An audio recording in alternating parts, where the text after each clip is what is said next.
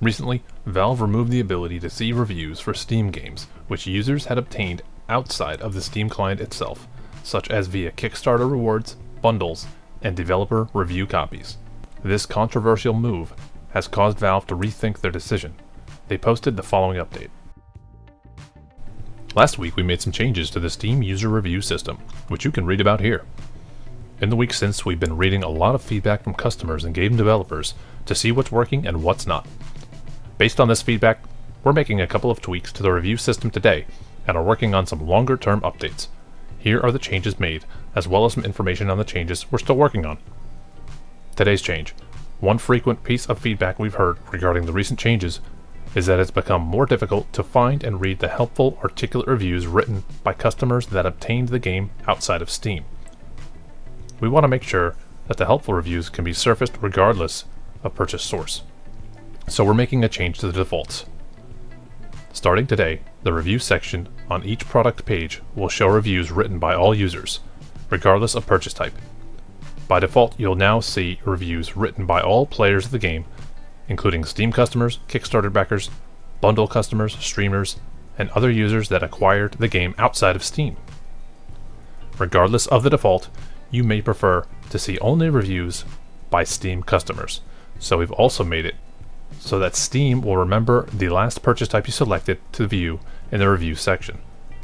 As you move between game pages, Steam will remember your preference and display only those reviews. This change doesn't impact the review score. Each game's score will continue to be calculated based only on customers who purchased the game via Steam. Some developers have pointed out that we've been inconsistent in use of color for the review score of mixed.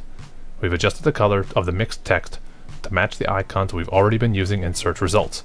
It's kind of a yellow/tan color now. There was some confusion in how reviews were sorted when viewing all reviews written by a particular user. It was previously sorted by helpful rating of reviews by that user, which was often just a factor of the size of audience for each game reviewed. This meant that reviews on bigger games almost always were listed first in those reviews because there were simply more users clicking helpful on reviews. This display is now sorted chronologically, so you can see what a particular user has reviewed most recently. Works in progress. As we mentioned in our previous announcement, we've been working on some changes to the ranking of helpful reviews that appear for each product. The goal is to be able to better identify and highlight helpful reviews while hiding or lowering the prominence of unhelpful reviews. Our existing system just looks at the overall number of users that rated a review as helpful, but we're seeing this can produce unpredictable results.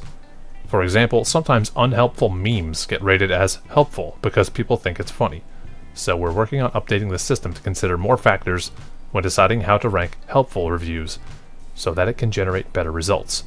We plan on rolling out a beta soon, which you'll be able to opt into so you can compare the sorting of helpful reviews before and after the change.